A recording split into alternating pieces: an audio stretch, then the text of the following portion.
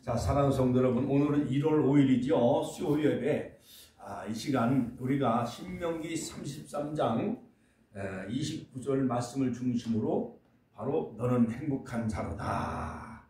너는 행복한 자로다. 같이 한번 따라서 하실까요? 너는 행복한 자로다. 예, 너는 행복한 자로다. 자, 여러분, 무엇보다도 우리는 2022년 한 해는 정말 우리가 행복한 한 해가 되시기를 주님의 이름으로 축원합니다.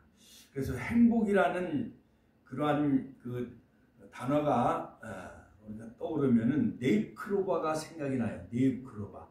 토끼풀은 대개 잎사귀가 3개씩인데 네잎클로버는 잎사귀가 4개잖아요. 그렇죠?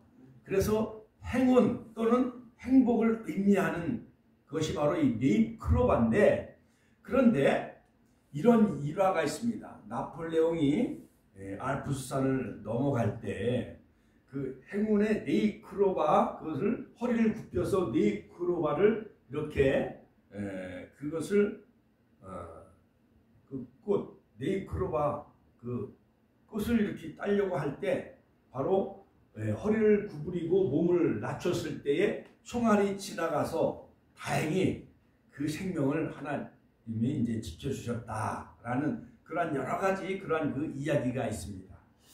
그래서 무엇보다도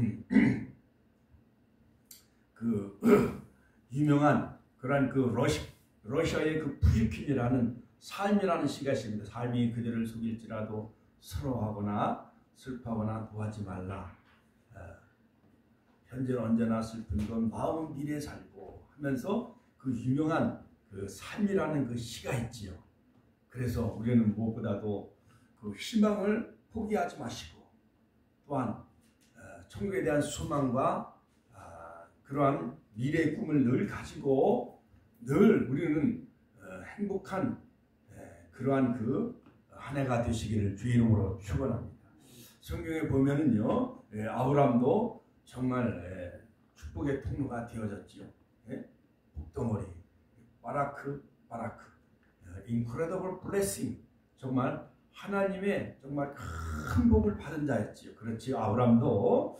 그래서 아브라함의 그 일생은 75세에 갈대우르에서 부르셔서 100년 가나안에서 모든 삶은 정말 하나님과 더불어 동행하는 삶을 살았듯이 우리들도 하나님과 더불어 동행하며 말씀과 더불어 동행하며 살아가는 그런 2022년 한 해가 되시기를 주님의 이름으로 축원합니다. 축원합니다. 그러므로 역대상 4장 10절에 보면 야베스는 복의 복을 더하시고 지형을 넓히시사 환난에서 벗어나 근심이 없게 하여 주신 것처럼 할렐루야. 복의 복을 따따블의 복을 받는 그런 한 해가 되시기를 주님의 이름으로 축원합니다. 마태복음 5장에도 보면 8가지 그 산상수훈의 그 8복이 나오지요. 심령이 가난한 자 복이 있나니 천국이 저희 것이며 할렐루야. 온유한 자 복이 있나니 땅을 기업으로 얻을 것이며, 그 다음에 마음이 청결한 자 복이 있나니 하나님을 볼 것이며 할렐루야. 의를 위하여 핍박을 받는 자 복이 있나니 천국이 저희 것이며, 그러한 천국을 소유하는 할렐루야. 그러므로 이 마태복음 5장은 천국의 대헌장, 천국 시민의 그 대유의와 강령인데 바로 마태복음 5장부터 7장까지 산상수 이러한 8복을 다 누리시는 주님의 이름으로 축원합니다. 그러므로 거기에 나오는 산상수훈의 황금률은 남에게 대접을 받고자 하는 대로 너도 남을 대접하라. 그렇지요. 이것은 만고불변의 정말 황금률이라 할 수가 있습니다. 그리고 히브리서 6장 14절 복되고 복되며 번성케 되고 번성케 되는 그러한 아브라함의 복을 다 누리시는 한 해가 되시기를 주님의 이름으로 축원합니다.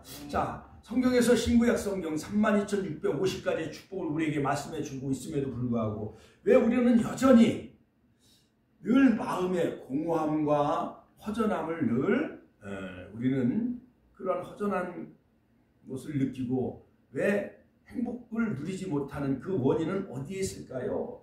자, 어느 그 갤럽 조사에서 살펴봤습니다.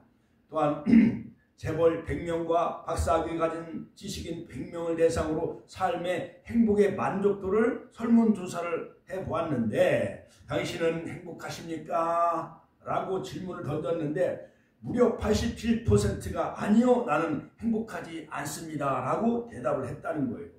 재벌의 100명, 미국에서 어마어마한 재벌의 100명, 그 다음에 박사학위 가진 사람 100명을 다 설문조사를 했는데 박사학위 받았으면 행복할 줄 알았잖아요. 그 다음에 세계 100대 재벌에 속하면은 삼성그룹도 세계 100대 재벌에 속하잖아요. 그런 사람들은 다 행복해야 되잖아요. 그런데 87%가 나는 행복하지 않다라는 것입니다.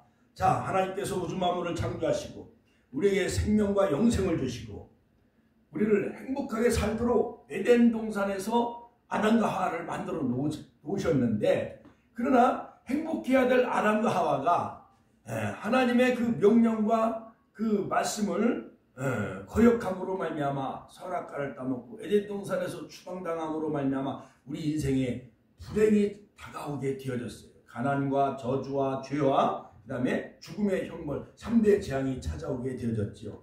그래서 이 죽음과 가난과 죄의 모든 3대 그 재앙을 완전히 예수님은 해결하시기 위해서 원죄와 또한 자범죄를 해결하시고 우리에게 영원한 천국을 주시기 위해서 하늘 보좌를 버리시고 낮고 천한 이 땅에 내려오셨습니다. 할렐루야. 그러므로 원죄와 자범죄의 모든 죄에서 우리를 해방시킬 영원한 백신은 오직 예수 그리스도 한 분이라는 사실을 꼭 믿으시길 주의 이름으로 축원합니다. 그러므로 영원한 백신 같이 한번 따라서 할까요? 영원한 백신 오직 예수, 오직 예수만 바라보는 히브리서 12장 2절 믿음의 주여 온전케 하시는 인 예수만 바라보는 2022년 새해가 되시기를 주님의 이름으로 축원합니다.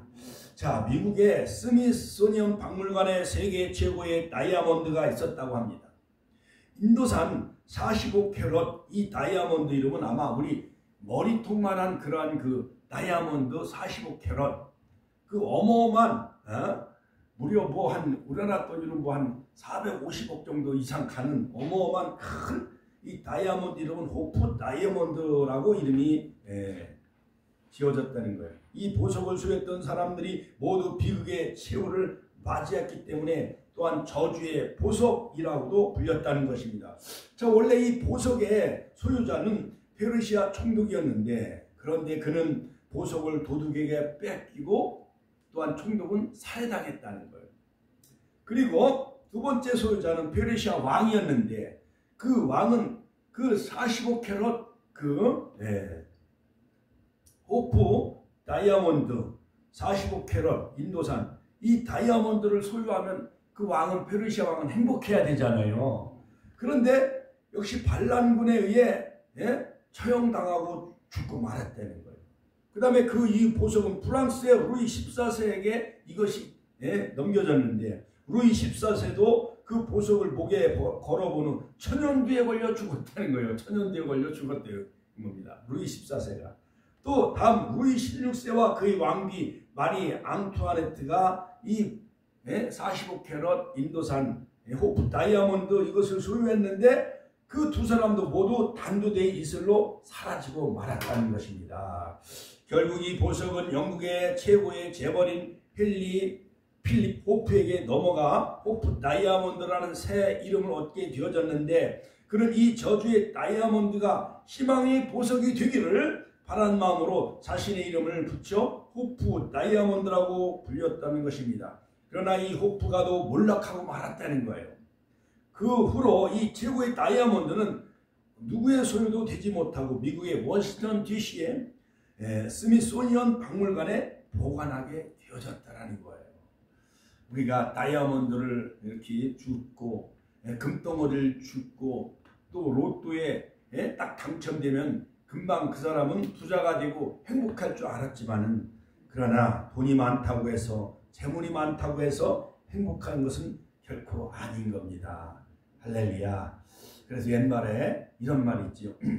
얼굴이 예뻐야 여자냐 마음이 예뻐야 여자지. 그런 것처럼 마음의 행복은 마음에 있는 거예요. 같이 한번 따라서 행복은 마음에 있는 것이다. 그러므로 103살 잡수신 그 서울 연세대 명예교수를 지낸 그 김영석 그 유명한 철학 박사도 우리 인간을 행복하게 해주는 것은 오직 예수님 한 분으로만 우리가 그 행복을 누릴 수 있다라고 전국에 다니면서 그가 강연하는 그런 그 내용을 제가 들어본 적이 있습니다. 그러므로 여러분, 독일의 유명한 그 작가인 괴테도 그런 말을 했습니다. 많은 사람들이 바로 그 사람을 행운아라고 그렇게 표현했지만은, 그러나 나는 나를 불행으로 모르는 사람으로 알고 있지만은, 그러나 내 평생 내 자신이 나는 행복하다라고 생각한 적은 단 하루도 없었다는 것입니다. 자, 그러므로 여러분, 돈 있는 사람도 행복하지 못합니다. 권력 또한 명예 있는 사람도 행복하지 못합니다. 자, 그러므로 여러분, 스위스의 훌륭한 철학자인 칼 힐티도 행복론에서 인생의 최대의 행복은 바로 하나님께 가까이 하는 자가 진정한 행복한 자다라고 그렇게 말을 했습니다. 그러므로 우리가 이 시간 새해에 수요일날 우리 하나님 앞에 예배드리는 우리 모두 하나님께 가까이 나아가는 자, 할렐루야. 또한 예수님을 나의 구주로, 또한 나의 왕, 만왕의 왕, 만주의 주, 할렐루야. 나의 구원자로 우리 심령성전에 모시면서 바로 그분을 나의 왕으로 모시며 살아가는 그 한 해가 행복한 한 해, 우리 권사님, 우리 성도님, 우리 축복회 모든 권속들 다 행복한 한 해가 되시기를 주님의 이름으로 축원합니다. 축원합니다. 자, 오늘 이 본문 말씀 신명기 33장은 바로 신명기 내용은 바로 따바로 하나님이 광야 40년 내서 태어난 다음 세대들에게 3번에 걸쳐서 설교한 내용이 바로 신명기의 말씀이에요.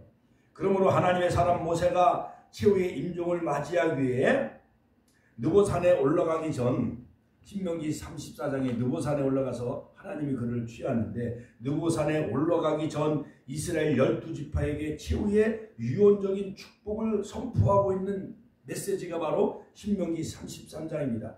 구약 성경에는 여러 가지 축복의 여러 가지 많은 그 메시지가 많이 있습니다.